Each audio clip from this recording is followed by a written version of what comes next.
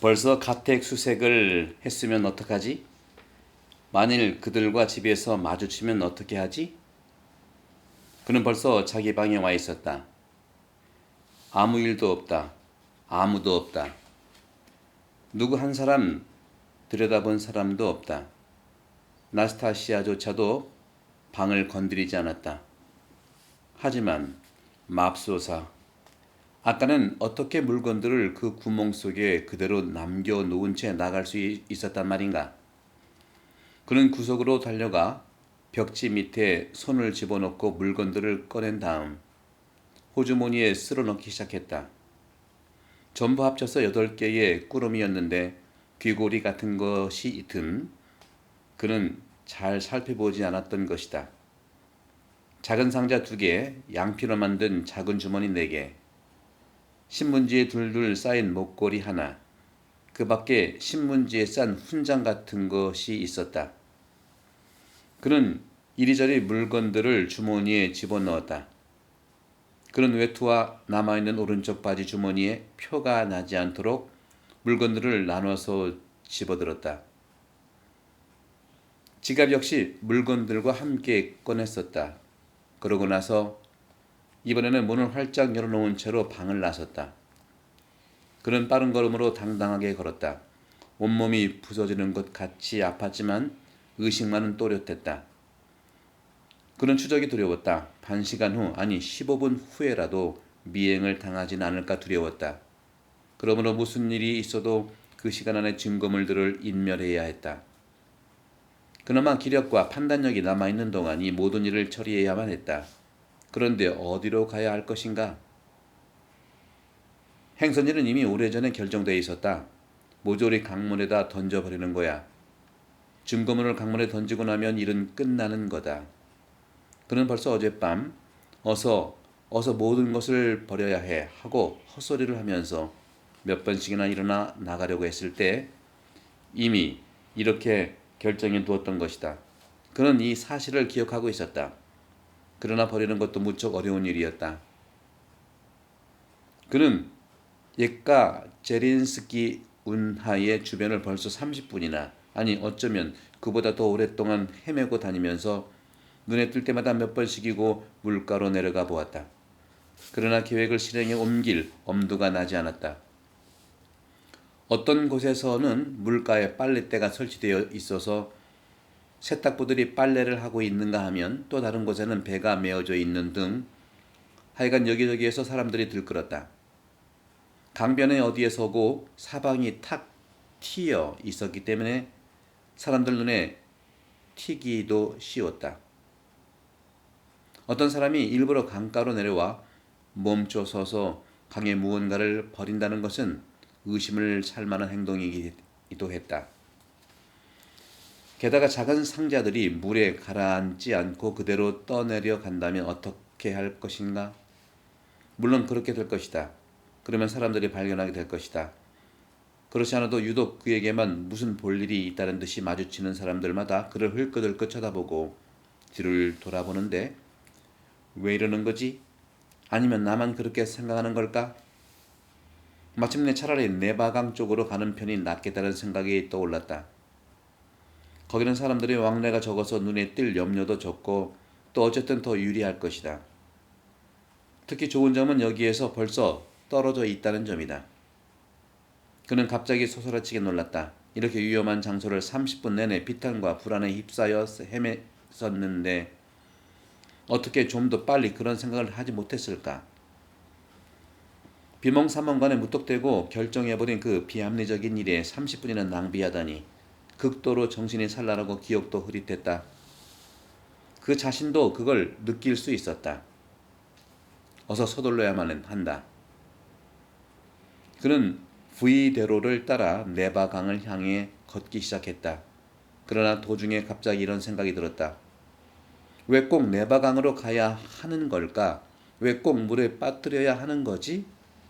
어디 멀리 섬에라도 그곳에라도 나가서 인적이 드문 숲속의 관목 밑에라도 물건들을 묻고 표시해두면 되지 않을까?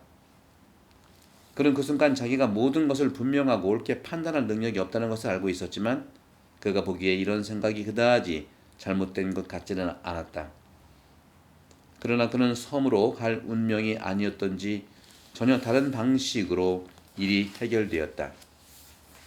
부이대로에서 광장 쪽으로 나가다 그는 문득 왼편으로 삭막한 벽에 둘러싸인 마당의 출입기를 보았다. 출입구에 들어서 보니 오른쪽에 창이 없는 4층짜리 건물의 우중충한 벽이 앞마당을 향해 길게 뻗어 있었다. 창이 없는 벽과 나란히 출입구의 왼쪽으로는 나무 담장이 20걸음 정도 마당 안쪽으로 둘러쳐진 다음 왼쪽으로 꺾여 있었다. 그곳은 인적이 드물고 사방이 막힌 장소로 작업 자재들을 놓아 두는 곳 같았다. 저 멀리 마당의 훨씬 안쪽에는 분명 어떤 작업장의 일부인 것 같은 연기에 그을은 낮은 석조 창고의 한 귀퉁이가 보였다. 그곳은 마차 제작소이거나 아니면 철공소 같았다. 바로 출입구에서부터 사방이 석탄 가루에 뒤덮여 있었다. 버리기에 딱 안성맞춤이로구나. 여기에 버리고 가자. 그는 순간적으로 생각했다. 마당에 아무도 없는 것을 확인하고 그는 출입구 안으로 들어갔다. 그는 바로 문 옆에 있는 나무 담장을 따라 길게 뻗어있는 하수관을 보았다. 그 담장에는 그런 장소에 의뢰 적혀있기 마련인 소변금지라는 뜻의 재미있는 글귀가 분필로 쓰여 있었다. 그는 여기 들어와서 멈춰 선다 해도 의심을 받을 여지가 없었으므로 또 좋았다. 이곳의 작업 자재들 속에 몽땅 버리고 떠나자. 다시 한번 주위를 찬찬히 둘러보면서 그는 벌써 주머니에 손을 집어넣었다. 그러다가 문득 바로 외벽 옆, 즉 출입문과 하수관 사이의 폭이 1아르신 정도 되는 공간에서 그는 가공되지 않은 큰 바위를 발견했다. 무게가 약 1푸드 반 정도 되어 보이는 돌은 거리 쪽의 벽에 꼭 붙어 있었다. 40푸드는요, 구러시아 중량 단위인데 1푸드가 16.38kg입니다. 그러므로 1푸드 반은 약 25kg이 되죠. 그 벽 너머에는 거리와 인도가 있어서 행인들이 여기저기 뛰어다니는 소리가 들려왔다. 그쪽으로는 행인들의 왕래가 언제나 적지 않았던 것이다. 그러나 누구든 거리에서 이곳으로 들어와 보면 모를까 출입구 너머에서는 아무도 그를 볼 수가 없었다. 그러나 그런 일은 충분히 있을 수 있는 일이었으므로 서둘러야만 했다. 그는 몸을 굽혀 돌의 윗부분을 양손으로 걸어쥐고 온 힘을 다해 돌을 뒤집었다. 돌 아래로 깊지 않은 구덩이가 만들어졌다. 재빨리 그는 그 구덩이 속에 주머니에 있던 물건들을 모조리 던져 넣기 시작했다. 지갑은 맨 위에 놓았다. 그래도 여전히 구덩이 속의 공간은 넉넉했다. 그 다음 그는 다시 돌을 붙잡고 단번에 그것을 원래대로 뒤집어 놓았다. 돌은 전보다는 약간 위로 돌출되었지만 원래 위치대로 꼭 맞게 놓여졌다. 그는 돌 언저리에 흙을 긁어 모아다가 발로 다져 놓았다. 모든 게 감쪽 같았다. 그러고 나서 그는 밖으로 나와 곧장 광장을 향해 발걸음을 옮겼다. 다시 한번 경찰서에서 맛보았던 것 같은 참을 수 없이 강렬한 기쁨이 순식간에 그를 사로잡았다. 증거는 인멸되었다. 어느 누가 그 돌밑을 뒤져볼 생각을 하겠는가? 그 돌은 집이 지어질 때부터 그곳에 있었고 앞으로도 계속해서 그렇게 박혀 있을 것이다. 그 물건들을 찾아낸다고 해도 누가 나를 의심하겠는가? 모든 것은 끝났다. 증거물이 사라진 것이다. 그는 웃기 시작했다. 그는 나중에 자기가 소리 죽여 신경질적으로 오랫동안 웃었다고 기억했다. 그는 계속해서 웃고 또 웃으며 광장을 가로질러 갔다. 그러나 사흘 전에 소녀와 마주쳤던 스케이 산책로로 들어서자 웃음은 이내 사라졌다. 다른 생각이 그의 머릿속에 떠오른 것이다. 그는 갑자기 소녀가 떠난 다음 자기가 앉아서 생각에 잠겼던 그 벤치 옆을 지나는 것이 무척 혐오스럽게 느껴졌다. 당신 20꼬베이가를 준 그 코수염의 순경과 마주치는 건 역시 괴롭게 생각되었다. 제기랄. 그는 증오에 찬 시선으로 여기저기 주위를 둘러보며 걸었다. 그의 생각은 지금 온통 한 가지 중요한 지점을 맴돌고 있었다. 그것이야말로 정말 중요한 일이라는 것을 지금에서야 그가 중요한 일과 1대1로 대면하게 되었다는 것을, 그리고 이것은 지난 2달 이후로 처음 있는 일이라는 것을 그 자신도 느끼고 있었다. 빌어먹을. 그는 갑자기 격렬한 증오심으로 발작 상태에 빠져 이렇게 생각하기 시작했다. 그래, 시작되었단 말이지. 이렇게 시작되었단 말이지. 노파니, 새로운 삶이니 하는 것은 다 악마에게나 잡혀가라고 해. 맙소사. 이 모든 일이 얼마나 추악한가. 나는 오늘 얼마나 많은 거짓말을 했고 얼마나 많은 비열한 짓을 했던가. 나는 또 얼마나 비열하게 일리아 페트로비치에게 아첨을 하고 아양을 떨었던가. 하지만 그런 건 아무것도 아니다. 그들 모두에게, 그리고 내가 아양을 떨며 비유를 맞춘 적에도 침이나 뱉어버리자. 그게 문제가 아니다. 문제는 그게 아니다. 그는 갑작스럽게 발걸음을 멈췄다. 새롭고 전혀 뜻하지 않았던 너무나 단순한 질문이 순식간에 그를 당황하게 만들었고 경악하게 했던 것이다. 만일 정말로 네가 이 모든 일을 의식적으로 행한 것이라면, 바보스럽게 어쩌다가 그냥 저지른 게 아니라 만일 진정으로 어떤 일정하고 확고한 목적이 있었던 거라면 너는 왜 지금까지도 지갑을 들여다보지 않았고 네가 무엇을 훔쳤는지 알아보지도 않았느냐? 그러면서 왜 넌 온갖 고통을 감내하며 이 비열하고 추악하고 저급한 것을 의도적으로 저질렀느냐? 그런데 너는 조금 전에 그 지갑을 물에 던지려고 했다. 네가 아직까지 열어보지도 않은 물건들과 함께 말이다. 도대체 어떻게 된 셈인가? 그랬다. 그건 그랬다. 그건 모두 맞는 말이었다. 그는 이것을 예전부터 알고 있었다. 이건 그에게 전혀 새로운 질문이 아니었다. 지난밤에 물에 버리기로 작정했을 때도 그 어떤 흔들림이나 갈등도 없이 마치 당연히 그래야 하는 것처럼, 그리고 다른 어떤 것도 불가능한 것처럼 그는 그렇게 결정을 내렸던 것이다. 그렇다. 그는 그것을 잘 알고 있었다. 다 기억하고 있었다. 어쩌면 어제 그가 궤 옆에 쭈그리고 앉은 상자들을 끄집어냈던 바로 그 순간에 그는 그렇게 결정을 내렸는지도 모른다. 아니, 사실 그랬던 것이다. 내가 병이 나서 이러는 거야. 그는 마침내 우울하게 이런 결론을 내렸다. 나는 나 자신을 괴롭히고 학대한 나머지 스스로도 무슨 짓을 하고 있는지 모르고 있는 거야. 그리고 어제도 그제도 나는 계속해서 나 자신을 괴롭혔다. 건강을 회복하면 나를 학대하지 않게 될 거야. 그런데 건강이 회복되지 않으면 어떻게 하지? 오 세상에, 이 모든 것이 정말 지겹기만 하다. 그는 발걸음을 멈추지 않고 계속해서 걸었다. 그는 어떻게 해서든 기분을 완전히 바꿔보고 싶었지만 어떻게 하면 좋을지, 어떤 조치를 취해야 할지 몰랐다. 한 가지 극복할 수 없는 새로운 감정이 시간이 지날수록 더 강하게 그를 사로잡았다.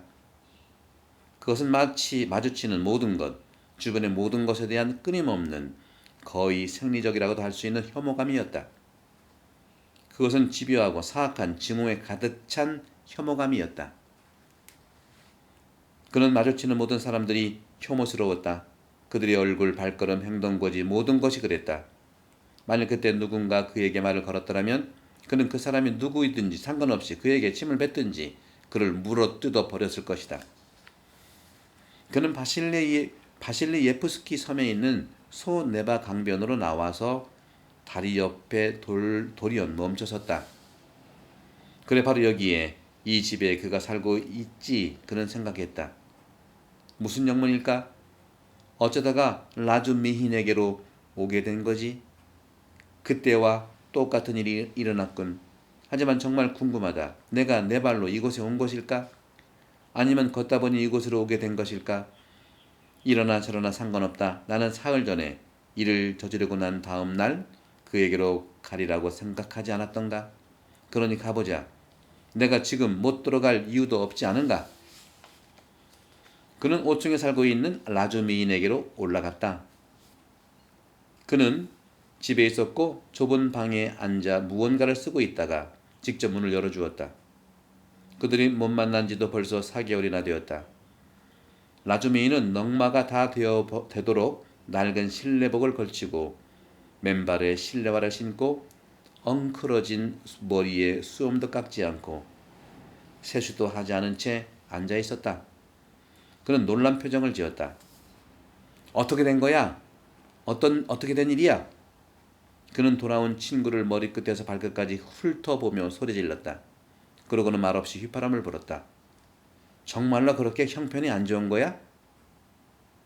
이 친구야, 옷이 굉장하군. 그는 라스콜니코프의 넝마 같은 옷을 보고 덧붙여 말했다. 자, 앉아. 지쳐 보이는데. 라스콜니코프가 자기 것보다 훨씬 형편없이 낡은 방수포를 씌운 터키식 소파에 털썩 주저앉자 라주미는 그의 손님이 병에 걸렸다는 사실을 문득 알아차렸다. 너 병이 났구나. 괜찮니?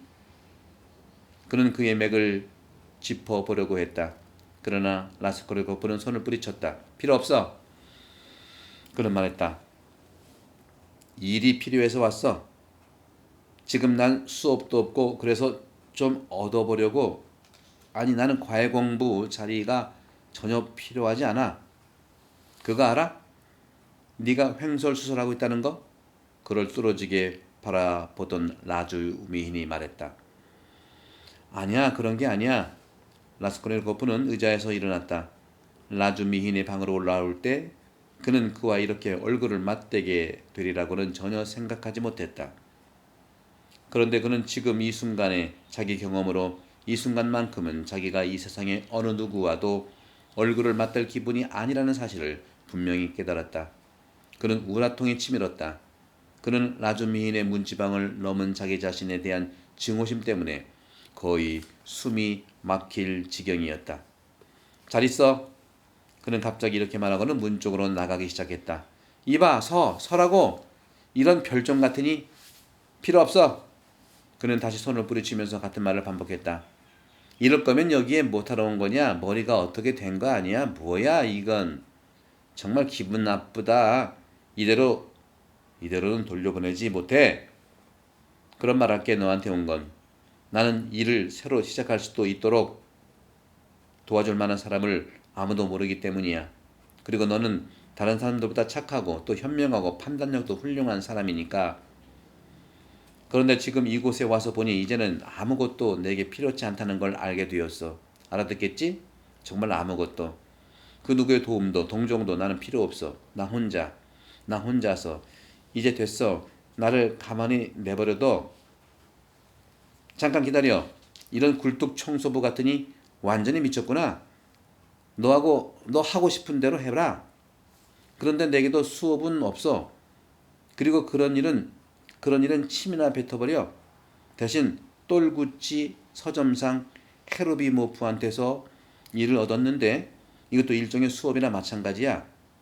난 이제 그 일을 상인 5집의 수업가도 바꾸지 않을 셈이야.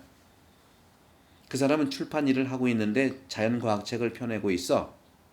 그리고 얼마나 잘 팔리는지 몰라. 제목 하나만 번역해도 얼마나 값어치가 나가는지인데 너는 언제나 내가 어리석다고 했지? 그런데 말이야 나보다 더 어리석은 사람들이 있더라. 그 사람은 최신 경향이 이러니 저러니 하고 있지만 사실 자기도 무슨 소리를 하는지 모르고 있는 바보야. 그래도 나는 그들을 추켜 세우고 있지. 자 여기 독일어로 된 텍스트 2장이 있어. 내 생각으로는 유식한 척 하면서 가장 바보 같은 소리만 늘어놓고 있는 논문이지 말이야. 한마디로 말해서 여자가 인간인가 아닌가 고찰하고 있더군. 그리고 물론 인간이라고 장엄하게 증명하고 있지. 헤르비모프는 여성 문제에 관한 소책자를 준비하고 있고 나는 번역을 맡았어. 그리고 2장 반의 길이를 5장으로 늘리고 반쪽이나 되는 화려한 제목을 붙여서 59배가량에 팔려고 해.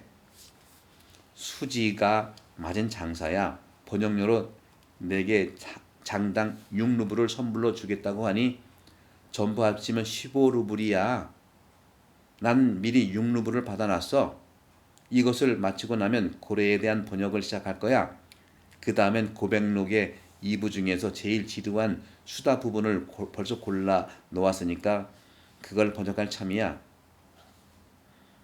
누군가 헤르비모프에게 루소가 나치 슈체프와 같은 말을 했다나 봐. 물론 나도 그 의견에 반대하지는 않아. 아무러면 어때? 자, 여기 여자는 인간인가의 두 번째 페이지를 번역해 볼래? 원한다면 지금 텍스트와 펜, 종이를 가져가도 좋아. 이건 다 저쪽에서 대주는 거니까. 그리고 3루블도 가지고 가라. 내가 첫 번째, 두 번째 장에 대한 번역로로 미리 받은 거니까 내 몫으로 3루블이 돌아가는 거야. 또 한 장을 번역해주면 3루블을 더 받을 수 있어. 그리고 또 하나는 내가 너를 동정해서 이 일을 주는 거라고는 생각하지 말라는 거야. 첫째, 난 철자법에 서투르고, 둘째, 독일어가 시원치 않아서 가끔 창작을 하는 경우가 있거든. 그게 더 나을 거라고 위안을 하고는 있지만 혹시 누가 알아? 더 나아지기는커녕 오히려 망쳐놓고 있는 거지. 가져갈 거야? 네, 오늘은 여기까지 하겠습니다. 정말 살인 이후로 여러 가지 고통과 난제에 둘러싸여 있는 이 라스콜니코프의 이런 사건과 사람의 만남들, 우리의 그 삶하고도 많이 연관이 된다고 생각합니다. 감사합니다. 송부와 성경들이 너무 감사합니다. 감사합니다.